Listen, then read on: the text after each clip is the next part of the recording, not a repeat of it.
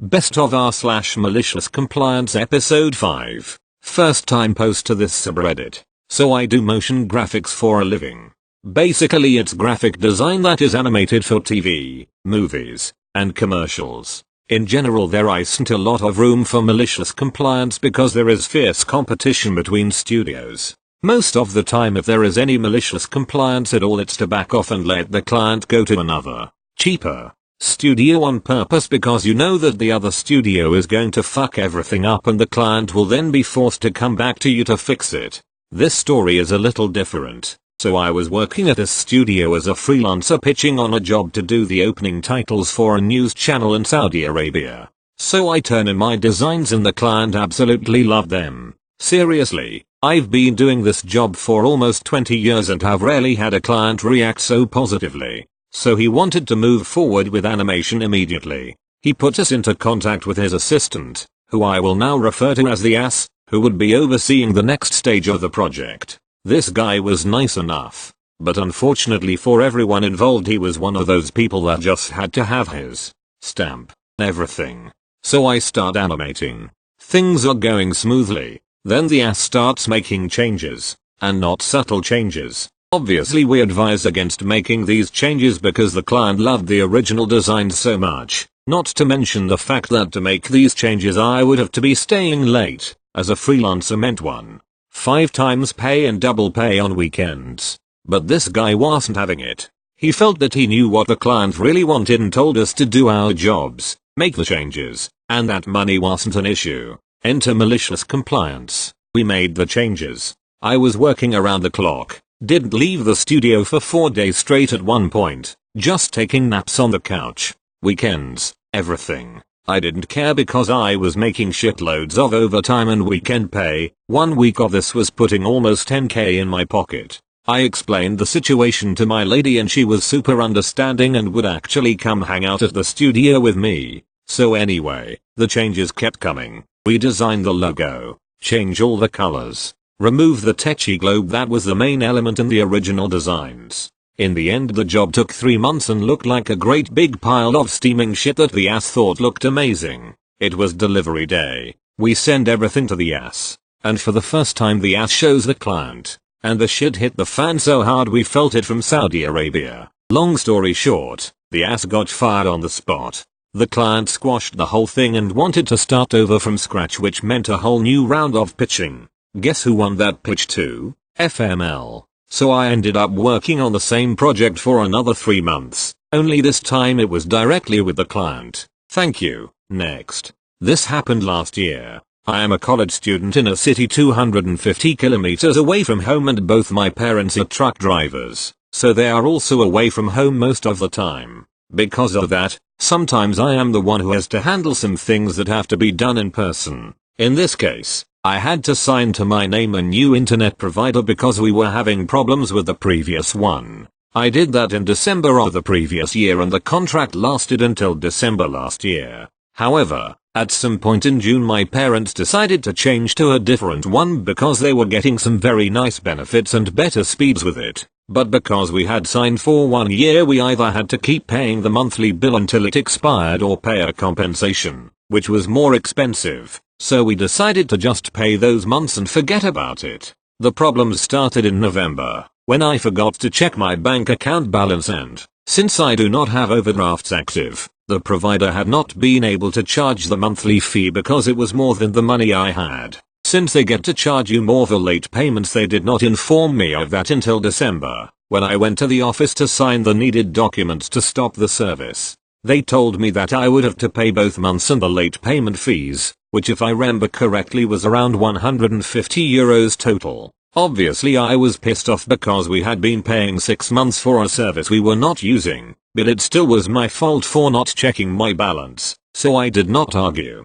Then they also told me that I had to return the equipment. Thing is, until recently internet providers in my country did not really care that much if you return the equipment because they use the cheapest options available. But when they realized they could charge you huge fees for not returning it they all started asking for it. The problem with that was that, since for the last 6 months we had been using a different provider with their own equipment, we had stored somewhere around the house the old one and, Since we had not been informed about having to return it after that, it ended up getting lost when we did some renovations in the house. After searching for the equipment the whole afternoon with no luck, I gave up and decided to read the contract to see how much I would have to pay. After going through the whole 10-page thing a few times, the only part related to equipment I could find was a single sentence stating that, when the contract is terminated, the customer must return the equipment, and if something is damaged or missing, company name has the right to charge the customer the value of said part as compensation.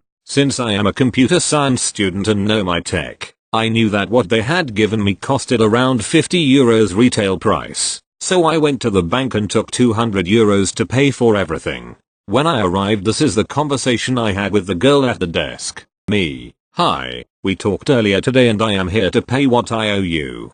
Girl: "Sure, that will be €150. Do you have the equipment with you?" Me: "About that, I'm sorry but I think I have lost it." Girl: "Are you sure? If that is the case we will have to charge you €90 for it." Me: €90? That is way too much."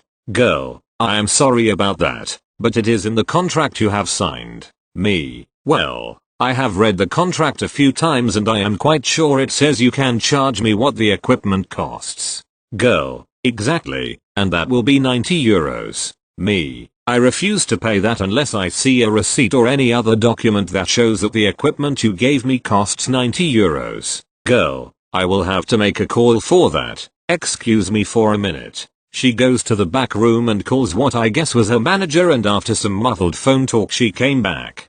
Girl: "Sorry for the wait. I have been informed that I cannot give you the information you are requesting." Me: "Well, then I am going to pay you the €150 and we can terminate the contract." Girl: "Sorry but you have to pay the full €240 to do that." Me: "I am not going to pay €90 for a brand and model router that costs no more than €50 in any store, and much less for one that you have bought in bulk for even less than that."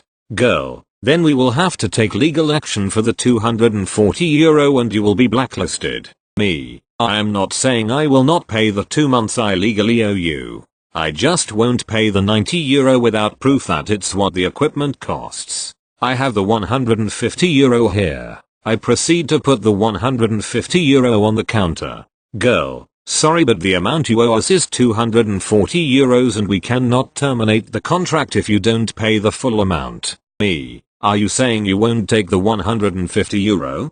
Girl: "Exactly." Me: "Okay." I took my money and left. After that I wrote an email to the company explaining that I wanted to pay the 2 months I owed them but that I would not pay anything else unless I had a receipt to have some written proof in case they actually decided to take legal action. I did not get a reply. A few weeks later I got a call asking about the €240 and I told them that I was busy at the moment but that they could send me an email with the details. I never heard back from them.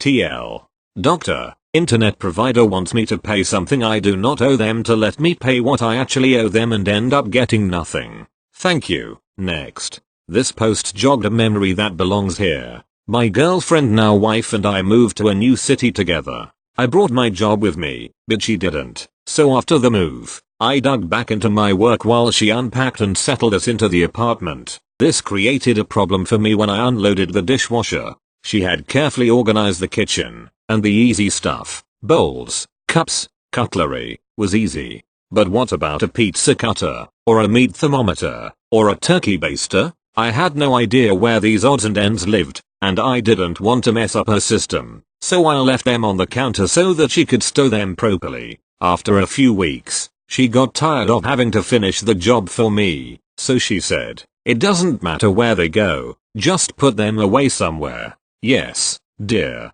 and that's why, few days later, she found a spatula in her sock drawer. Thank you. Next. Backstory. When I was first starting out as a teacher, I started at a large school in a really rural area. Our school was in the middle of 5 decent sized towns and the kids were bussed in from all over those areas. We had a really hard time hiring people because no one wanted to live in the middle of nowhere and no one really wanted to make a long drive either. Teachers always tried to take up the slack whenever a department was lacking. I've served lunches to students and been an art teacher. This particular time I was helping out the custodian, vacuuming offices, taking out the trash, etc. This is my least favorite job, because I'm not built for manual labor. I'm more of a popcorn and Netflix kinda guy. We said goodbye to a great principal and in came a new guy, the jerk. He wanted to revolutionize our school by running every department like he owned it. He took on a lot of extra stuff that was unnecessary, just so he could take it away from teachers. After a year of him being there, I was still scheduling teacher vacations as a point of contact, until he realized it, and came into the break room, slammed his hand down on my table and said, "You are never to do another task outside your job description." He made me read the job description in front of other teachers, so I complied. At night when the custodian came in, I let him do his normal work. When it came to my half, I said, "Your stuff is all done, go ahead and go home." After a week of this, the principal stopped by to ask me to remind the janitor to vacuum because the carpet was getting gross, and his trash is piling up. The next week, I did the same thing. I sent the janitor home whenever his part was done. Once again, he came storming in. "Have you been telling the custodian to vacuum my room and take out the trash?" I walked over to my desk, grabbed the job description and started reading it without saying a word. I said, "I'm so sorry, sir. I don't see that line in my job description." He stormed off. I found out that he was bringing me before the deacons. It's like a school board, but is made up of church members for private schools. I showed them the job description and told them how the problems came about. Pretty soon, none of the other teachers could hold it in either, and spoke up about the problems. The board said that they were only going to suspend me for 2 days, due to blatancy of insubordination. Another teacher stood up and said that if I was suspended, that no teacher would ever do extra side work to keep the school going when we were having troubles hiring people. They agreed to that. 2 months later, the board called us all back and offered us raises and contracts to fulfill our former duties. During those 2 months, 41 activities or events had to be cancelled due to lack of teacher involvement. The principal decided to move on to another school, because he didn't want to work somewhere where teachers ran the school. Thank you. Next. TLDR at the bottom. Background. Automobile insurance adjusters navigate a valley filled with mendacity and misrepresentation. For every 10 people I spoke with, at least half either omitted something material, lied, or committed fraud. If mendacity actually smelled like death, then I was surrounded by an ever-present stench. This story of malicious compliance is one way to clear the air. Helpful points. The named insured on a policy is required to follow the insurance policy contract to obtain coverage. Usually the DMV will have the name of the lender on the title. A total loss vehicle is stored around 45-60 days before storage charges start. Story. Mr. Debtor had a very fancy, new to him, fix or repair daily truck. That truck had every conceivable option and was ultimately an overpowered vehicle for an inexperienced driver. Surprise. Mr. Debtor wrecked that piece of excrement, within 3 months of purchasing it. If you're going to wreck it, then go all out. This vehicle had a completely smashed front end with all airbags deployed, rollover damage to all panels, frame damages, broken glass, and of course, most of the engine compartment obliterated. In short, this car is called a total loss. The cost to repair the vehicle is more than 75% of its value and is not feasible to repair. Mr. Debtor's minor physical injuries were eclipsed by the mortal blow received by his pride. He let me know how I was directly responsible for his drunk driving crash, his injuries, and that I needed to go to hell and live there. This was the first call. Lovely. Fast forward and I've given Mr. Debtor an offer to resolve his total loss. I check the DMV. No lender is listed on the title. Total loss call. Me. We're ready to settle this claim for you. Do you have the title? Mr. Debtor. Yes. Me. Do you have a loan on the car? Mr. Debtor. No, of course not. Insert long and misogynistic rant regarding his wealth, status, and superiority. Me. Thank you for sharing. I can come to meet with you today, sign the title transfer and give you the funds as you're listed as the owner. Mr. Debtor. No, I have to get the title out of the safe deposit boxes at the bank. over the next 60 days. Mr. Debtor hems and haws about this title for over 2 months. Every week I call him and mail a letter regarding the need to sign and mitigate damages, towing, storage, etc. Which brings us to the phone call that let the fresh breeze in. The phone call that changes everything. 10:30 AM, Monday. Me. Hi, it's been a while and I'm still needing that title from you to settle your claim. Mr. Debtor, you're harassing me. Me. No, sir. I'm fulfilling my obligations to you as a customer. I need to get your title to pay your claim back. Mr. Debtor, listen here. You are on my schedule. Not the other way around. You think insert elevator music of curses, insults, and misogyny. Me, sir, I'm just trying to save you the hassle of dealing with the truck. Storage is starting soon. Mr. Debtor, interrupting. I'm going to call you when I'm good and ready. You'll get the title then. If you call me again, I'm filing a police report. It's your car. Deal with it. Phone call ends. Mr. Debtor has given me a clear and unmistakable indicator that he is not cooperating and is in violation of his contractual responsibilities. I can't abandon. Salvage. I can, however, do this. 11 AM, Monday. Me. Hi, salvage vendor. You have Mr. Debtor's truck on the lot. He's not ready to resolve his claim. Can you tow it back to 123 Debtor Hell Lane? Yes, that's right. In his driveway, please. And with that, Mr. Debtor's wondrous wreck of a vehicle is towed to his property. 1 PM, Monday. Mr. Debtor, what the hell? The hell called? You can't leave that in my driveway. I'll sue you. My neighbors are asking questions. Insert the rant. Me. Hi, Mr. Debtor. I'm sorry for the confusion. You see, the truck is yours, after all. You're on the title and have refused to help me process this claim. As you requested, the vehicle will remain on your property until you're ready. Mr.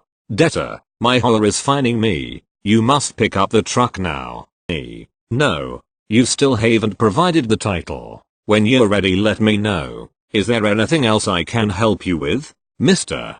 Debtor, slowly deflating. You can't do this. Me. Sir, the truck is yours. You've refused to complete the paperwork and I have no legal standing to store the vehicle indefinitely. Remember that valley of mendacity I mentioned? Brace. 3, 2, 1. Mr. Debtor, a low growling noise is heard. Broke title porn. Me. I'm sorry? Mr. Debtor, I don't have the title. It's at broke title porn. Me. I will not call him a liar. I will not call him a liar. I will not call him a liar.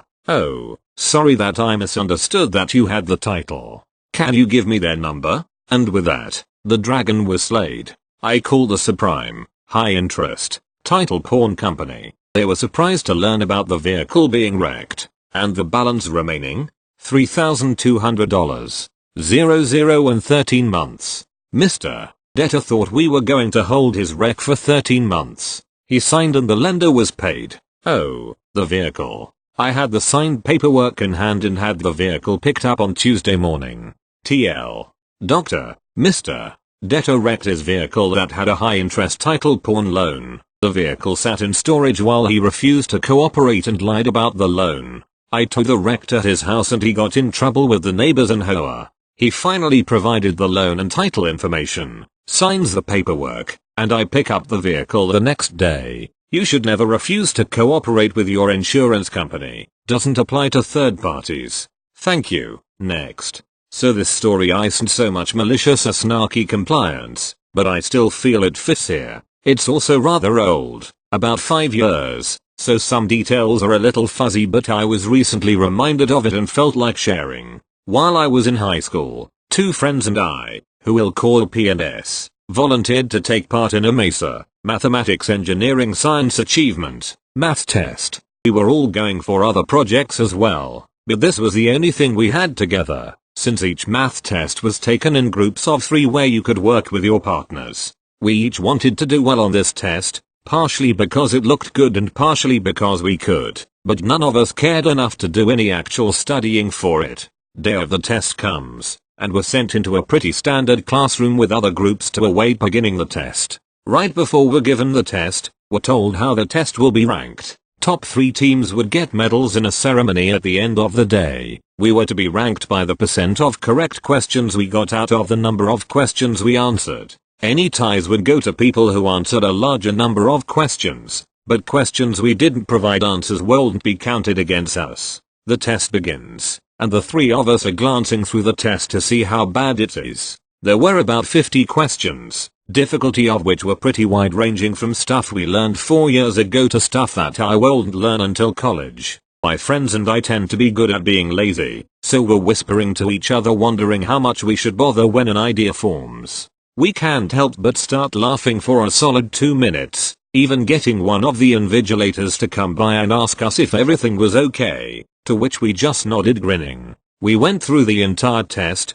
ignoring any question that we even maybe didn't know how to do and only giving answers to the questions that were stupid easy. Think x and 5 equals 9. Easy. Still giggling to ourselves we hand in the exam. Easily the first team to finish. Fast forward to the awards ceremony at the end of the day, and we're each sitting together in eager anticipation. After showing the results of a few other competitions, the results for the math exam show up and the 3 of us burst into uncontrollable laughter once again. Out of around a dozen teams or so, we got second place. Second place, all off the back of answering the most simple of questions we could manage. Our best guess for why we didn't get first is simply that someone else must have answered a larger number of questions, as the number of questions we answered was naturally rather small. We were so proud of how well our stupid plan worked for the rest of the day, and I still look back on this story with a smile. Edit. To answer a common question in the comments, no, this didn't appear to be the spirit of the test. I don't know if it's a US versus EU cultural difference, but Mesa is filled with strive for excellence type language, so the test was given with more of an understanding like, we know you aren't going to know some of these questions yet, that's why they won't be counted against you, but you should still try to push yourself and take a shot at some tough questions. It isn't common practice in the US, or in California at least. Things change a lot state to state, to be taught to strategically approach exams in this manner. Thank you. Next. TL. Dr. Customer is impatient and builds deck around dead tree that he knows has to be cut down. His impatience cost him an extra $1,300. I work for a tree removal company and we had a job in this more wealthy, summer home, trailer park type community. Our company has a monopoly over this 70-acre wooded paradise because of our excellent reputation and service. It's amazing how word of mouth gets us nearly all of our work within this area. This gated community is mainly populated by old retired folks from Chicago that travel to live here from May through early September. During the colder months it's a ghost town as they fly south for the winter. Anyway, Dave is a very impatient person. Even more so when summer is winding down and everyone is trying to wrap things up at their summer homes before leaving. Dave wants us to take a semi-critical dead tree down along the back of his house so he can have a new deck built off his house before leaving for the year. Unfortunately for him, the ground this time of year is soft, wet, and unforgiving for heavy equipment needed to take this tree down properly, plus we don't believe the tree is an imminent threat. So we tell Dave that once the ground freezes we can access his backyard without damaging his lawn and settle on a $700 price tag. He happily agrees and I hasn't heard from for 6 weeks. Now, a month and a half has passed and the ground hasn't frozen, and surprisingly, but Dave starts to get upset that he hasn't started his deck project and fall is here. Dave decides, unknowingly to us, to start building his deck around the tree up to the point he just has to put deck boards on. We drive by on our way to do a removal down the road and can't believe the thought process of this man. Now, we have to call him and tell him that we can take his tree down without hiring a crane and an extra charge. There is just no way to take it down traditionally now that our drop zone for brush is concrete pillars and wood boards running several feet on each side. We tell him that this crane will cost upwards of $1,000 for the day on top of the original count and taking into account extra time needed. Obviously he is not happy. Dave decides our price is ridiculous and fires us from the job. We warn him of the danger this dead tree can pose to his house and new deck, but he is unwilling to pay to have it taken down. So we oblige and go on to other customers. A few months later during a January ice storm, a branch falls and clips the corner of his house and smashes part of the deck. We happily came across this while on our way to another job. We send him pictures and warn him of the potential damage if more branches were to break off. He has no choice but to have us take the tree down out of fear of future damage. A job that would have cost him $700 and took us 3 hours now was a $2,000 job and 8 hours of work.